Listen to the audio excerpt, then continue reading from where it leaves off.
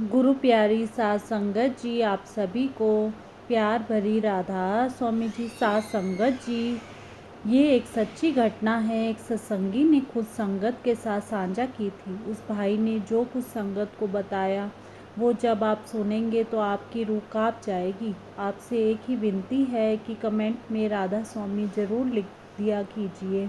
आइए सुनते हैं आज की ये साखी। साध संगत जी, इस भाई ने बताया कि उनका जब जन्म हुआ तो उनके माता पिता पहले से ही सत्संगी थे और बाबा जी से नामदान लिया हुआ था। अब जैसा कि होता है कि जैसे हमारे घर का माहौल होता है उसका सीधा प्रभाव हमारे ऊपर पड़ता है। तो आगे उस भाई ने बताया कि बचपन से ही मेरी मम्मी ने मुझे एक बात सिखाई थी कि दिन में 24 घंटे होते हैं और हर हाल में 24 घंटे के एक हिस्सा मालिक की याद में ज़रूर देना है। और मम्मी की बात मानकर मैं भी कुछ मिनट के लिए मालिक के ध्यान में बैठ जाया करता था और मैं अक्सर देखता था कि मेरी मम्मी हर महीने कुछ पैसे अलग करके रख लेती है और जब भी गुरु घर जाती है तो वहाँ देकर आती थी। जब मैं अपनी मम्मी से इस बारे में पूछता था तो मम्मी मुझे समझाती थी कि बेटा, हमारी कमाई चाहे 10 रुपये हो या 10 लाख हो, हमें अपनी आस्था के अनुसार कमाई का एक हिस्सा मालिक के घर जरूर देना चाहिए। जब तू बड़ा होकर कमाने लगेगा तो भी अपनी कमाई का एक हिस्सा परमार्थ में ज़रूर लगा देना। उस समय तो मुझे उनकी ये बात कुछ खास समझ नहीं आई। फिर जब मैं थोड़ा बहुत बड़ा हुआ तो मेरे पिताजी ऑस्ट्रेलिया चले गए और जब मैंने 12वीं कर ली तो मेरी मम्मी भी मेरे पापा के पास ऑस्ट्रेलिया चली गई और किसी कारण से मेरा ऑस्ट्रेलिया का वीज़ा नहीं लग सका।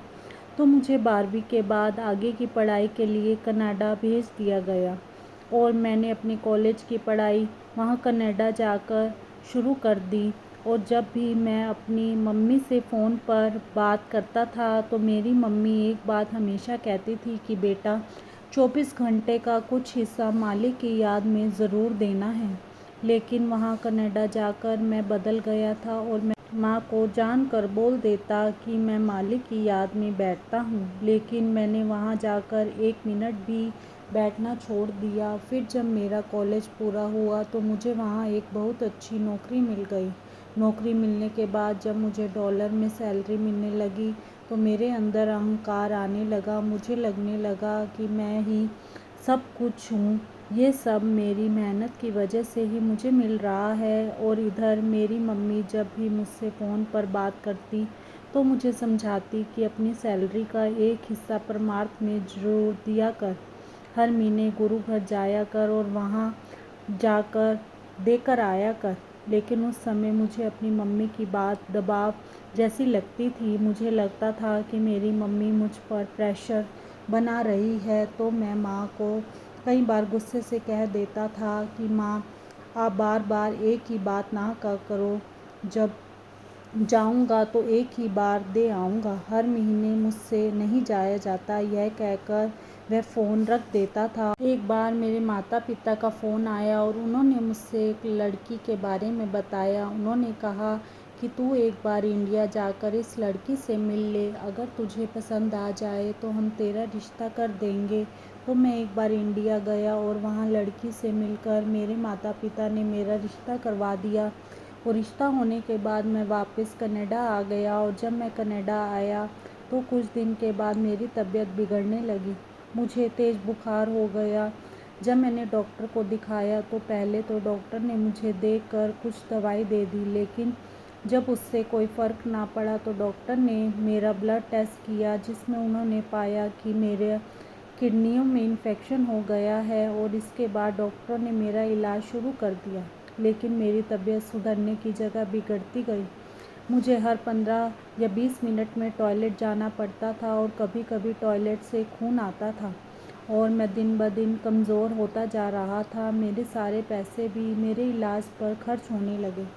इधर जहाँ मैं नौकरी करता था 2 महीने की एडवांस सैलरी देकर उन्होंने भी मुझे निकाल दिया। मेरा हेल्थ इंश्योरेंस और सेविंग के पैसे सब मेरे इलाज पर खर्च हो गए और मेरे मम्मी पापा को कनाडा का वीज़ा नहीं मिल पाया।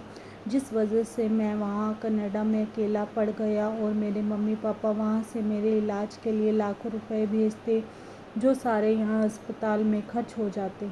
लेकिन मेरी तबीयत में कुछ खास सुधार नहीं हुआ। जहाँ कनाडा में मेरे कुछ करीबी दोस्त थे, उन्होंने मुझे बहुत संभाला। मेरे दोस्त मेरे साथ हर समय अस्पताल में रहते थे, लेकिन मुझे किसी अपने की, जैसे कि अपने भाई या माँ बाप की ज़रूरत थी, लेकिन मैं कुछ नहीं कर सकता था। इधर जब लड़की वालों को पता चला कि मेरी हालत बहुत ख़राब है, तो मुझे लगा कि अब वो रिश्ता तोड़ देंगे। लेकिन जब मेरी फ़ोन पर लड़की से बात हुई तो उसने कहा कि अगर शादी के बाद आपके साथ ऐसा होता तो भी तो मैं आपके साथ रहती। ये बात सुनकर मुझे बहुत अच्छा लगा। अब धीरे धीरे मेरी थोड़ी हालत सुधरने लगी, लेकिन अस्पताल से छुट्टी मिलने के बाद भी मुझे हर 15 मिनट में टॉयलेट जाना पड़ता था, क्योंकि मेरी किडनियों में जो प्रॉब्लम थी वो पूरी तरह से ठीक नहीं हुई थी। अब कुछ समय के बाद मेरी शादी का दिन तय हो गया। मैं अपनी शादी के लिए इंडिया गया। जब मैं दिल्ली के एयरपोर्ट से पंजाब टैक्सी में जा रहा था, तो मैंने शायद 25 बार गाड़ी को रुकवाया था, क्योंकि मुझे बार बार टॉयलेट जाना होता था। मैंने मन ही मन मालिक से अरदास की और कहा कि बाबा जी, मेरी शादी में मुझे बैठने की हिम्मत बख्शना। फिर किसी तरह मेरी शादी हो गई और शादी करके कुछ दिन के बाद वापस कनाडा लौट आया। मेरी पत्नी का वीज़ा और बाकी कागजी कार्रवाई में थोड़ा समय अभी और लगना था, इसीलिए मुझे अकेले ही कनाडा लौटना पड़ा और मैंने यहाँ आकर एक नौकरी फिर से शुरू कर दी। उधर कुछ महीनों के बाद जब मैंने अपनी सारी कोशिशों के बाद कनाडा की एम्बेसी में अपनी पत्नी के डॉक्यूमेंट्स वेरीफाई करवाए और उसका वीज़ा लगवा दिया, तो उसने मुझे जो जवाब दिया वो मेरे लिए बड़ा हैरान करने वाला था। वो कहने लगी कि मैं आपके पास नहीं आ सकती और मुझे आपसे तलाक चाहिए। यह सुनकर मुझे बहुत दुख हुआ। जब मैंने कारण पूछा तो वो कहने लगी कि मैं बह गई थी, जो तुम्हारी बीमारी का पता होने के बाद भी मैंने तुमसे शादी कर ली, और अब मैं समझ चुकी हूँ और तुम्हारे साथ मेरा कोई भविष्य नहीं है। तुम्हें जैसी बीमारी है उसमें तुम कब तक जियोगे कोई नहीं जानता। यह कहकर उसने फ़ोन काट दिया और मेरी आंखों में आंसू आ गए और मैंने अपने बिस्तर पर लेट गया और पुरानी यादों में खो गया। मुझे वो सब कुछ याद आने लगा कि कैसे मैं बचपन में मालिक की याद में बैठा करता था और मेरी मम्मी हर महीने कुछ पैसा गुरु घर दिया करती थी। और फिर मुझे याद आने लगा कि मेरी कनाडा आने के बाद मेरी मम्मी हर रोज़ मुझे मालिक की याद में बैठने को कहती थी, लेकिन मैं झूठ बोल देता था कि मैं रोज़ बैठता हूँ।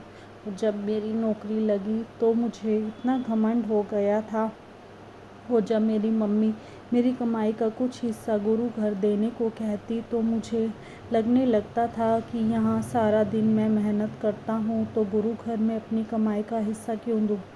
आज मुझे समझ आ रहा है कि इंसान की औकात कुछ भी नहीं है, सब कुछ मालिक की मर्ज़ी से ही होता है। हमें क्या मिलेगा और हम क्या खोते हैं, ये सब कुछ मालिक की मर्ज़ी से होता है।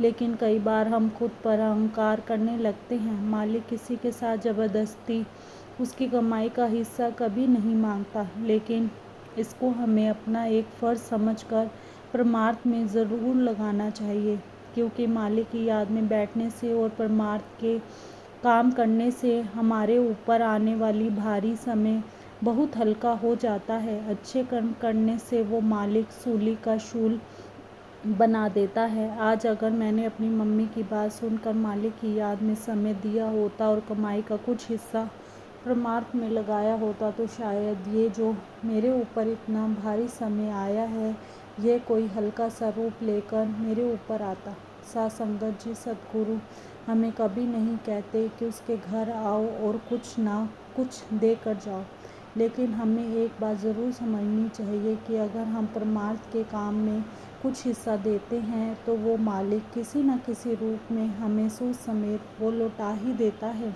हमें तो मालिक के बहाने में रहकर अपनी कमाई का एक हिस्सा ज़रूर देना चाहिए। साथ संगत जी, इसी के साथ इजाज़त चाहते हैं। कल मिलेंगे एक नई साखी के साथ। आपसे एक बार फिर विनती है, अगर साखी अच्छी लगी हो तो कमेंट बॉक्स में राधा स्वामी लिखना मत भूलिए। राधा स्वामी जी।